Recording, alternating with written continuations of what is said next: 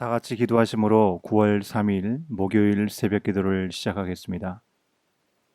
거룩하신 아버지 하나님, 우리를 향한 아버지의 뜻은 거룩함임을 기억하며 오늘도 세상과 다른 주님의 구별된 말씀 앞에 나아갑니다. 우리 가운데 말씀하여 주시고 성령께서 그 말씀으로 우리의 삶을 꿰뚫어 새롭게 하여 주시며 하나님 앞에 부끄럽지 않은 하루가 될 수 있도록 인도하여 주시옵소서. 우리의 눈과 마음과 귀를 열어 주시옵소서.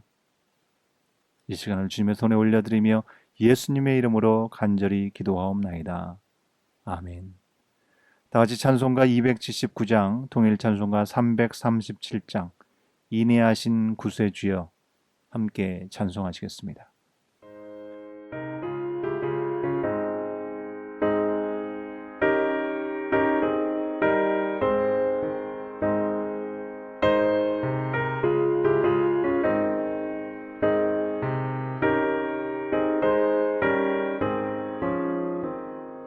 인내하신 구세주여 내가 비오니 죄인오라 하실 때에 날 부르소서. 주여 주여 내가 비오니 죄인오라 하실 때에 날 부르소서. 자비하신 보좌 앞에 꿇어 엎드려 자복하고 회개하니 믿음 주소서. 주여 주여 내가 비오니 죄인오라 하실 때에 날 부르소서.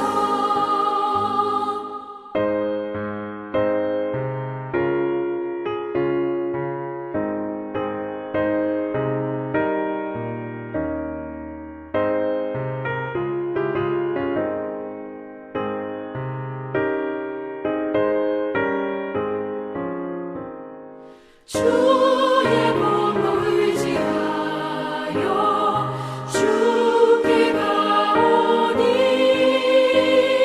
상한 마음을 고치시고 구원하소서. 주여 주여 내가 비오니 죄인오라 하실 때에 날 부르소서. 만복하는 우리 주여 위로하소서. 우리 주와 같으시니 어디 있을까. 주여 주여 내가 비오니 죄인오라 하실 때에 날 부르소서.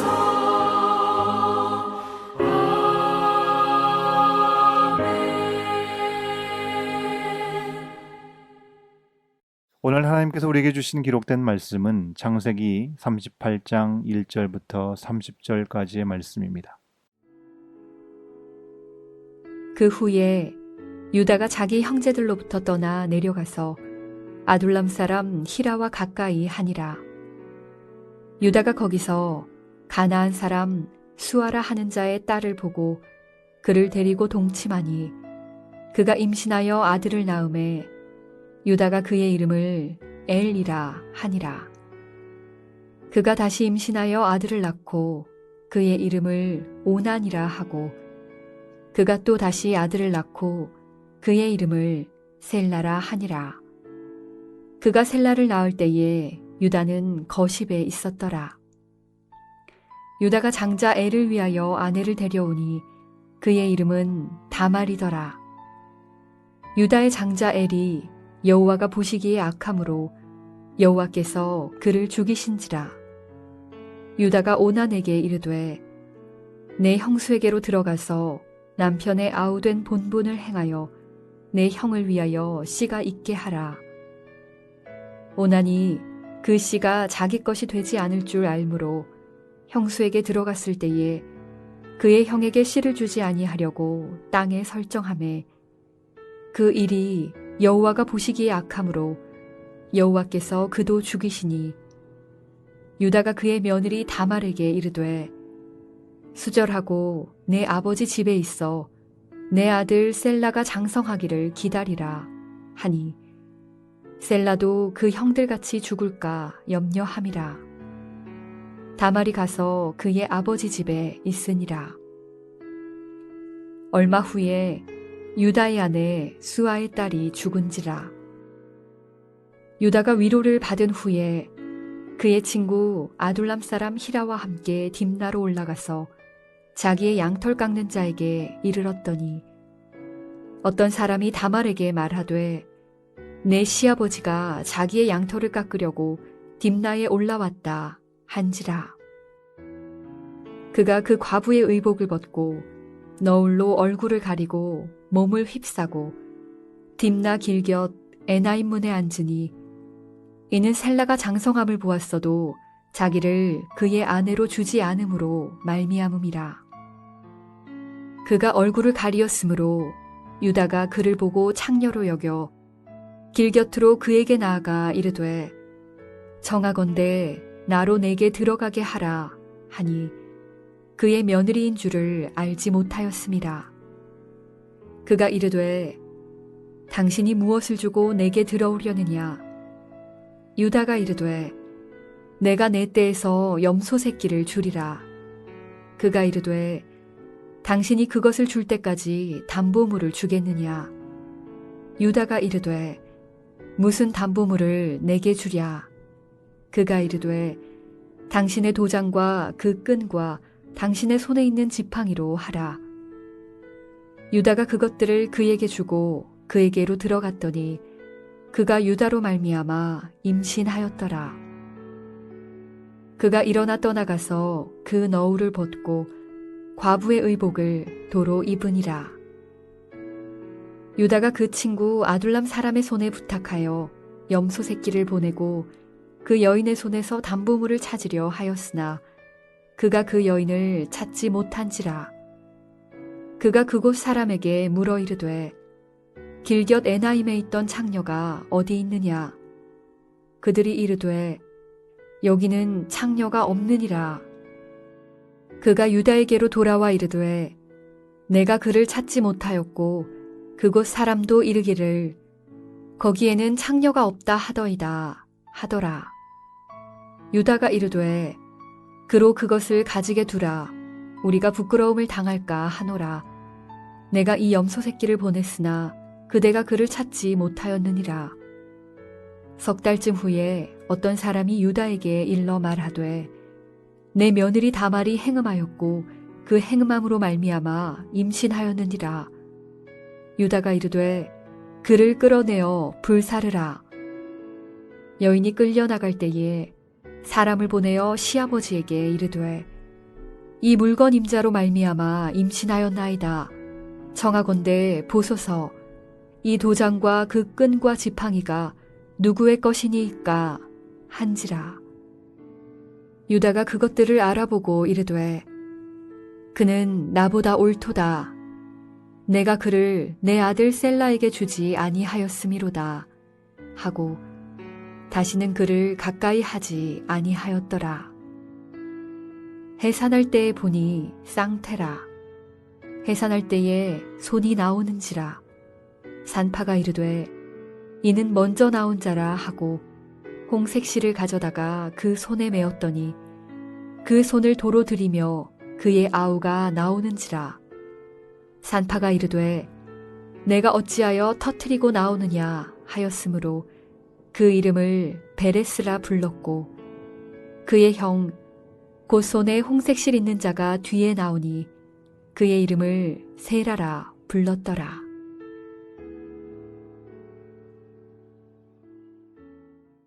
주신 말씀을 통해 어긋난 길에서 돌이키라라는 제목으로 주의 말씀을 선포합니다.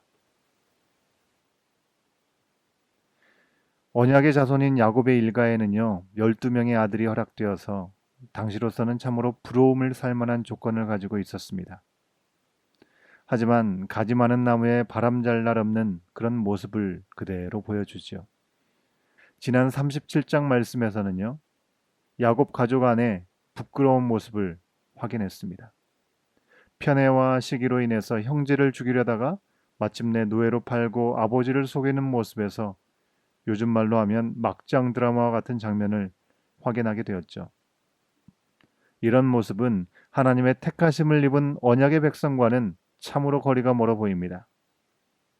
오늘 38장에서는 야곱의 아들 중에 하나인 유다 가문의 막장 드라마를 보게 되는데요. 먼저 한 가지 짚고 넘어가야 할 점은요. 도대체 왜 요셉이 팔린 후에 요셉이 애굽에서 노예로 살아가는 이야기 사이에 유다 가문의 이야기가 나오느냐 하는 것입니다. 뭔가 흐름상 어색하긴 하지만 성령의 감동으로 기록된 성경임을 우리가 기억할 때 그저 실수로 기록된 것 같지는 않습니다. 하지만 유다 가족의 흑역사를 왜 굳이 이토록 30절에 걸쳐서 자세하게 설명하고 있는 것일까요? 유다 가족의 흑역사, 즉 막장 드라마 같은 이야기는요, 요셉에 관한 스토리를 끊고 어색하게 등장하는 것 같이 보이지만 어쩌면 39장 이후에 자세하게 등장하는 요셉의 삶과 아주 극명하게 대조되고 있습니다. 요셉은 자신이 원하지 않는 상황에서 억울하고 비참하게 가족에게서 멀어져서 노예로 팔렸습니다. 미리 보기로 간단히 말씀을 드리면 이미 대부분 아시는 대로 39장 이후에는요, 요셉이 노예로서 살게 되었지만 아버지와 할아버지 그리고 언약을 처음 허락받았던 증조부, 바로 아브라함이죠. 이 아브라함이 하나님과 동행하는 삶을 살았던 것을 보여줍니다. 그가 원치 않는 상황에 내던져졌지만 요셉은 하나님 앞에 살면서 최악의 자리에서 형통을 맛보게 되죠. 그러나 오늘 말씀에 나오는 유다의 삶은 달랐습니다. 그는 아버지와 함께 하나님이 허락하신 땅에서 살아갈 수 있었습니다. 그러나 그는 자기 형제들로부터 떠나서 살아가게 됩니다. 이유가 밝혀지진 않았지만 상상해 볼 수 있는 확실한 이유가 있다면 요셉을 버리고 아버지를 속인 이후에 그들은 자기들끼리 평안히 지낼 수만은 없었던 것 같습니다. 한 명의 형제를 증오와 시기로 버린 그들이 서로 믿고 사랑하고 의지하면서 사는 것, 그것은 상상이 좀 되지 않지요. 형제들 간에 한 마음으로 뭔가 힘을 모을 수 있는 부분은 자신들의 죄를 가리기 위한 것 외에는 더 무엇이 있었을까요? 아무튼 확실한 건 유다의 출가는 성숙한 자녀로서 축복받은 여정과는 좀 거리가 있었던 것 같습니다. 유다는 일단 언약의 자손과는 상관이 없는 결혼을 합니다. 같은 족속이 아닌 가나안 여인, 즉 이방 여인과 가정을 꾸리고 자녀를 낳지요. 당장 보기에는 아들을 셋이나 낳았으니 하나님이 약속하신 자손의 번성의 복을 이어받았다라고 착각했을지 모르겠지만 결국 형제를 팔아넘기는 죄악으로 잘못 여민 첫 단추는 계속하여 어긋나고 맙니다. 첫째 아들 엘은요, 7절 말씀의 기록대로 하나님 보시기에 악해서 죽임을 당할 정도였고요. 그런 형의 죽음을 보고도 둘째 아들 오나는 형의 대를 이어야 하는 심각한 상황에서 형수와 관계는 맺지만 자신의 씨를 주지 않으려고 수를 썼습니다. 여러분, 우리로서는 다소 이해가 안 되는 그런 전통이죠. 하지만 당시 문화에서는 가문을 잇는 일이 매우 중요했기 때문에 형사취수라는 제도가 있었습니다. 형이 죽으면 아랫동생이 형수와 잠자리를 해서 형의 가문을 잇게 하는 제도였죠. 그러나 오나는 형수는 취하지만 자손을 이을 수 없게 만드는 악한 행동을 하여서 하나님께 죽임을 당하였습니다. 한 번 어긋나게 여민 단추는 이처럼 계속 엉망이 되고 있습니다. 유다는 어떻게 해서든지 셋째 아들 셀라를 통해서라도 가문을 살리려고 어린 셀라가 자라기까지 며느리 다말에게 친정집에 가서 수절하고 있을 것을 권합니다. 하지만 이 또한요, 상당히 이기적이고 엘과 오난의 죽음을 다말의 탓으로 돌리는 악한 결정이었습니다. 11절 말씀에 보면 셀라도 그 형들 같이 죽을까 염려함이라 라고 유다가 말했는데요. 직접적으로 네가 시집 와서 우리 가문에 재수가 없다라고 말한 것은 아니지만 마치 두 아들의 죽음이 다말의 탓으로 돌리는 못난 말입니다. 또한 다말이 남편과 그 시동생마저 죽은 채로 친정으로 돌아갔을 때 얼마나 비참하고 괴로울지에 대한 배려가 조금도 없는 말입니다. 이후에 유다는 아내도 잃게 됩니다.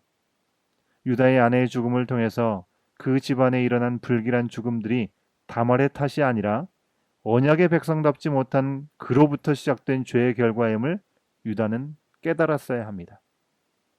그러나 유다는 자기 자신에게 일어나는 죄의 심각한 결과들에 대해서 조금도 깨닫지 못한 것 같습니다. 이어지는 유다의 행적이 그 사실을 확실하게 알려줍니다.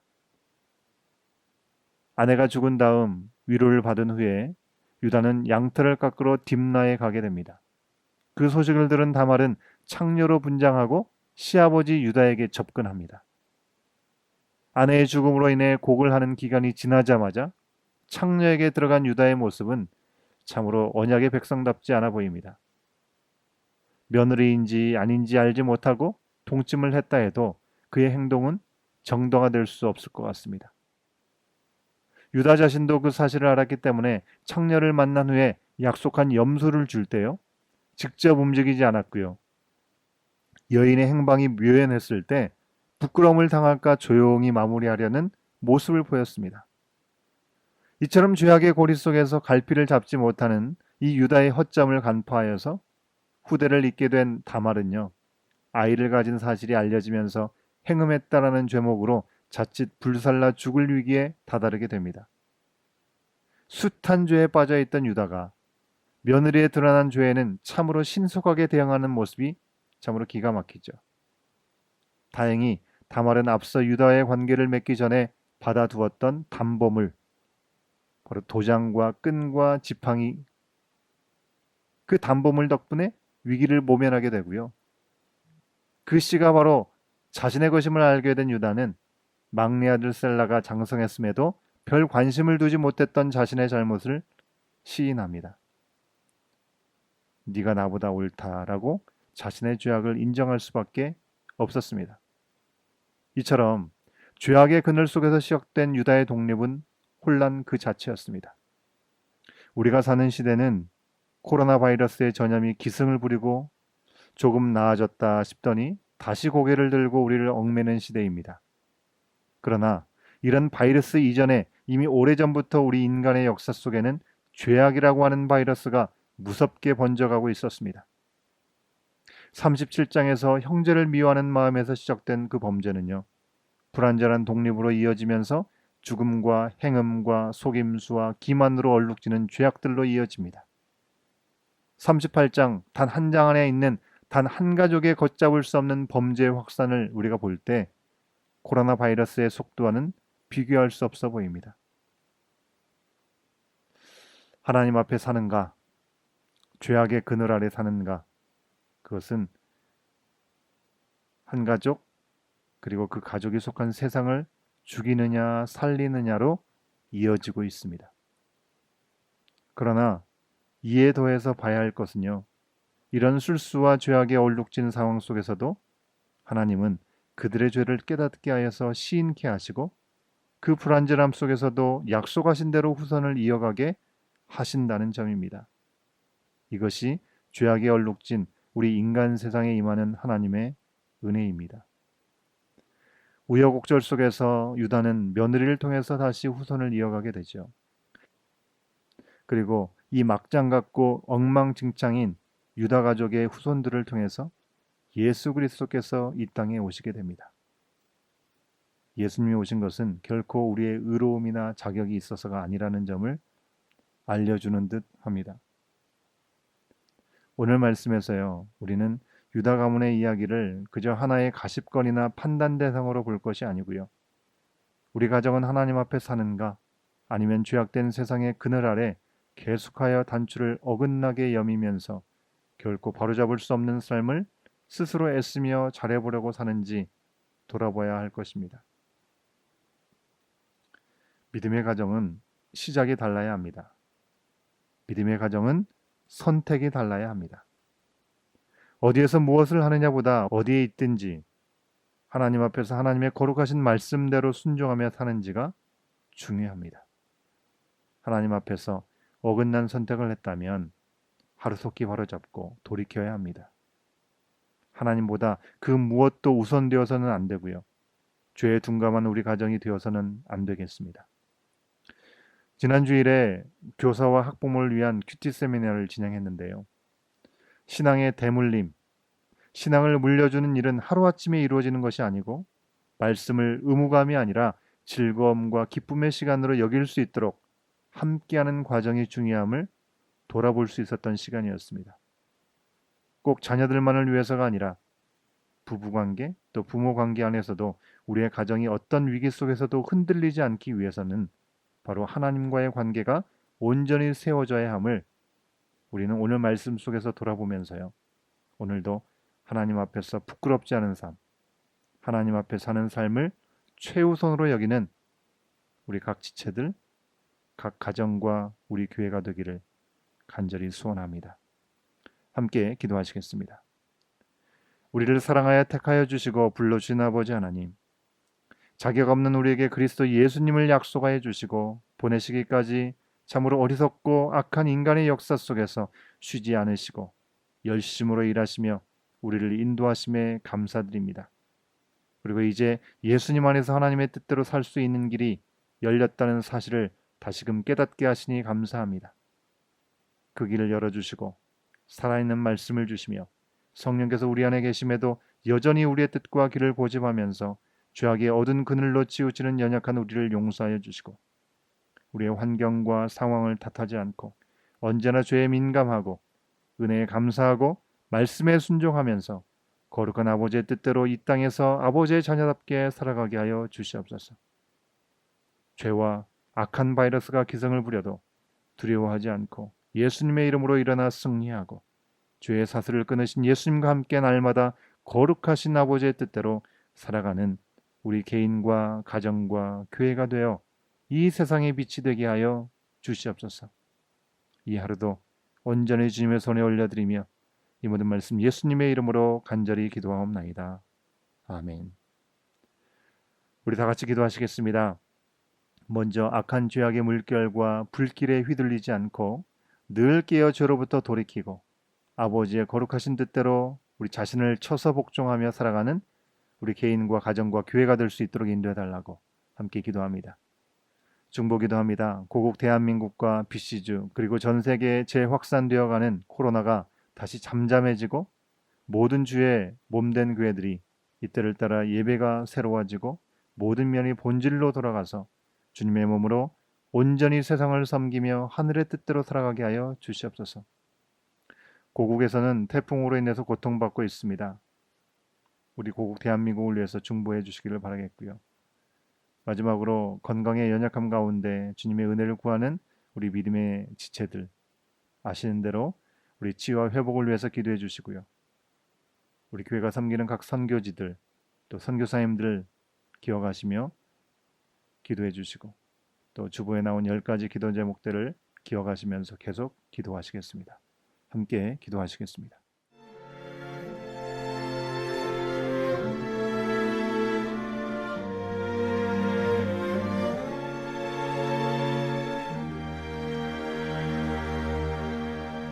너 예수께 조용히 나가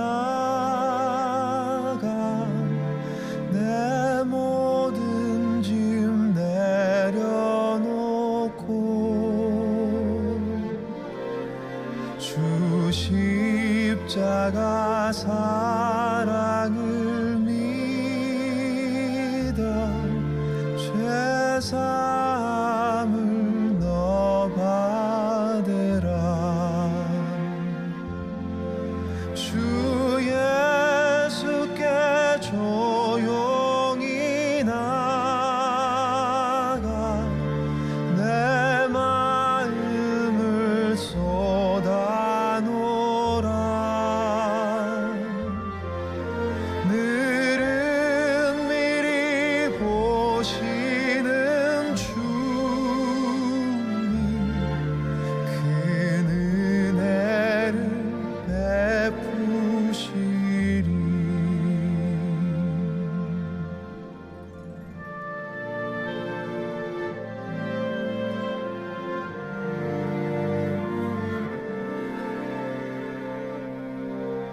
주 예수의 은혜를 입어 내 슬픔이 없어지리. 내 이웃을 늘 사랑하여 너 받은 것 거저 주라. 주 예수께 조용히 나가 내 마음을 쏟아놓으라.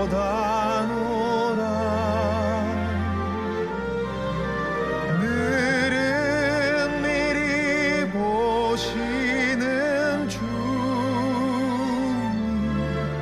큰 은혜를 베푸시리.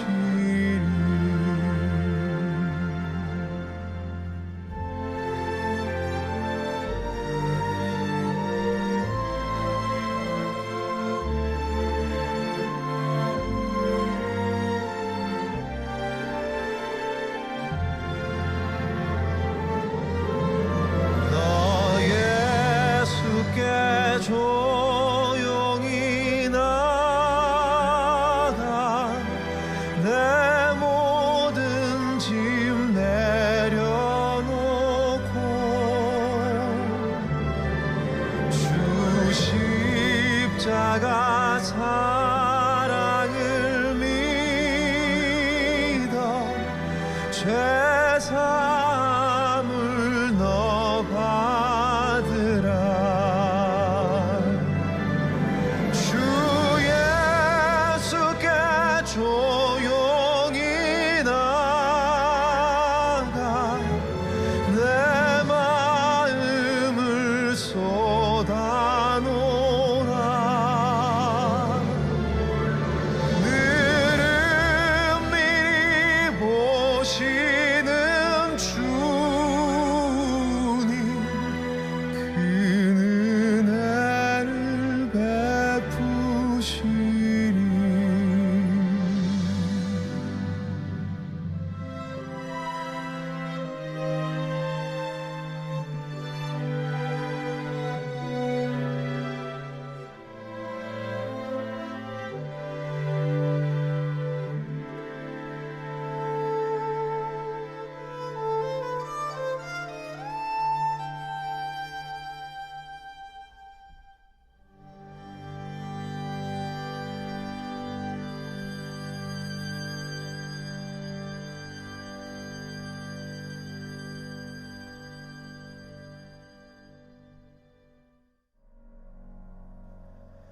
주 발 앞에 무릎 꿇고 그 사랑에 나 안기네.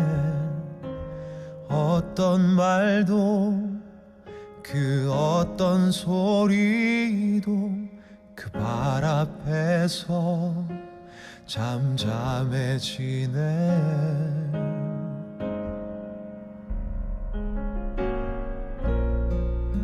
주 나의 사랑 그 발 앞에 앉아 내 모든 기도는 사랑의 노래가 되네.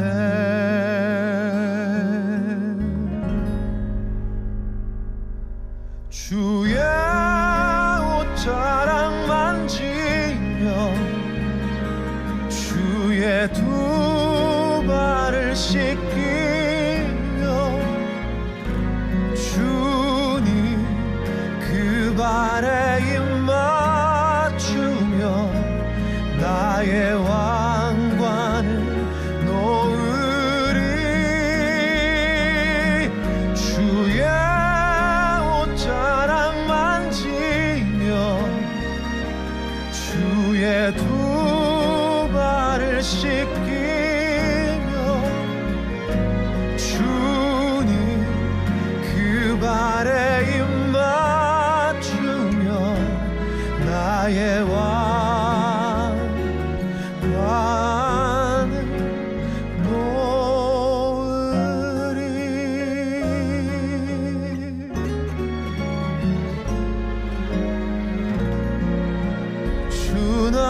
내 사랑 그 바람에 앉아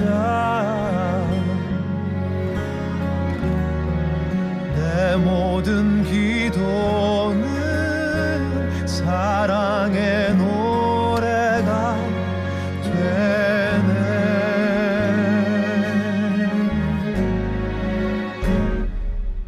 주의 옷자락 만지며 주의 두 발을 씻기며 주님 그 발에 입 맞추며 나의 왕관을 놓으리. 주의 옷자락 만지며 주의 두 발을 씻기며 주님 그 발에 입 맞추며 나의 왕관 놓으리.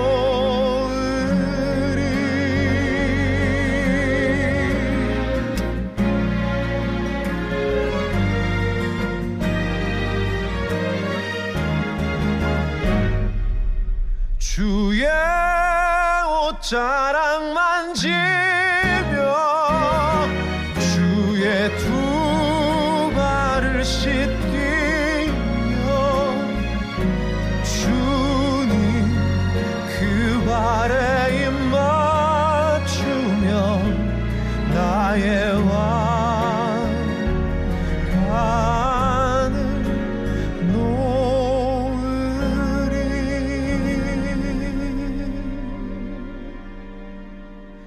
나의 왕관을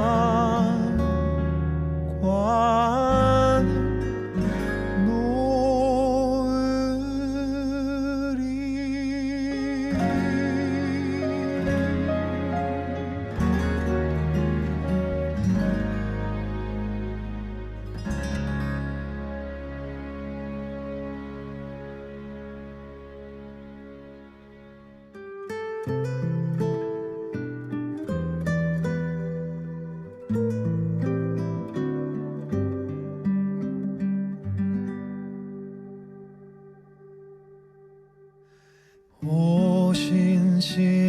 오신실하신 주 내 아버지여 늘 함께 계시니 두려움 없네. 그 사랑 변찮고 날 지키시며 어제나 오늘이 한결같네.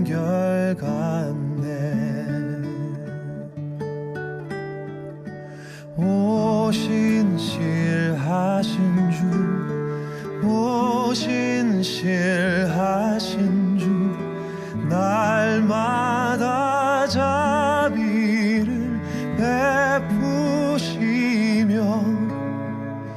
일용할 모든 것 내려주시니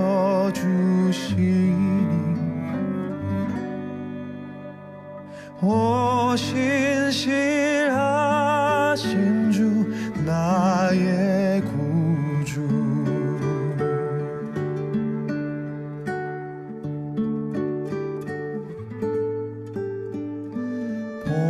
봄철과 또 여름 가을과 겨울 해와 달 별들도 다 주의 것.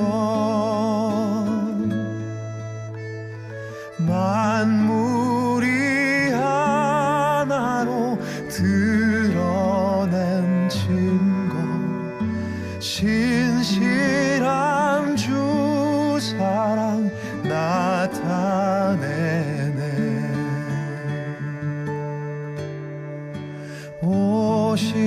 오신실하신 주 신실하신 주 날마다 자비를 베푸시며 일용할 모든 것 내려주시니 오 신실하신 주 나의 구주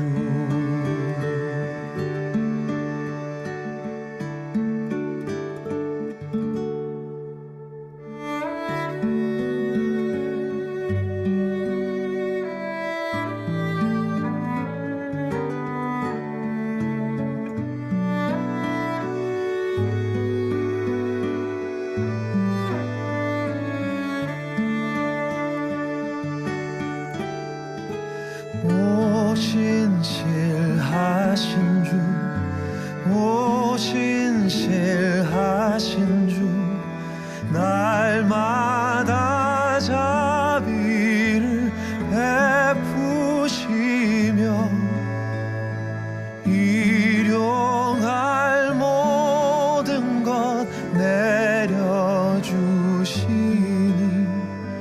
오 신실하신 주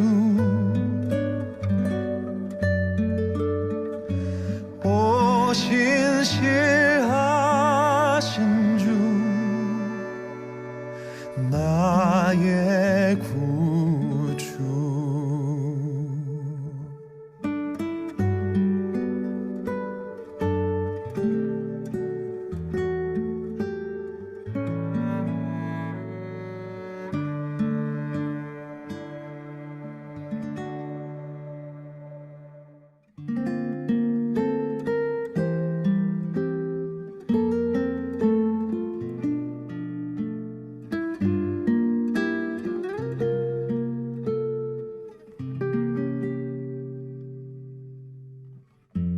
삶의 작은 일에도 그 맘을 알기 원하네 그 길, 그 좁은 길로 가길 원해 나의 자금을 알고 그분의 크심을 알며 소망 그 깊은 길로 가길 원하네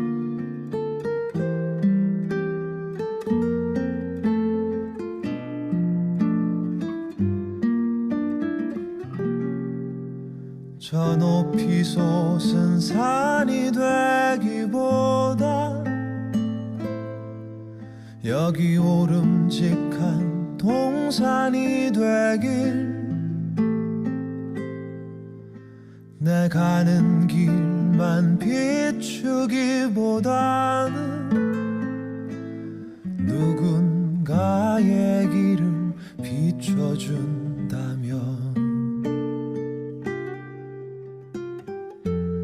내가 노래하듯이 또 내가 얘기하듯이 살길 나 그렇게 죽기 원하네 삶의 한 절이라도 그분을 담기 원하네 사랑 그 높은 길로 가기 원하네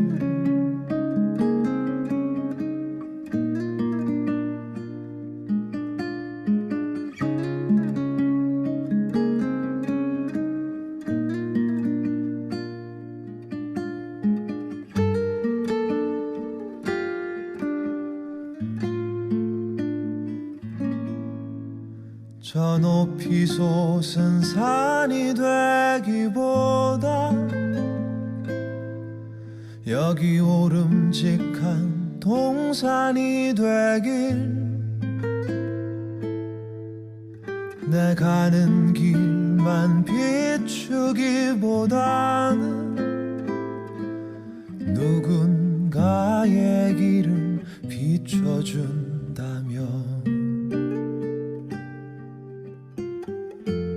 내가 노래하듯이 또 내가 얘기하듯이 살길 나 그렇게 죽기 원하네 삶의 한 절이라도 그분을 닮기 원하네 사랑 그 높은 길로 가기 원하네 그 깊은 길로 가길 원하네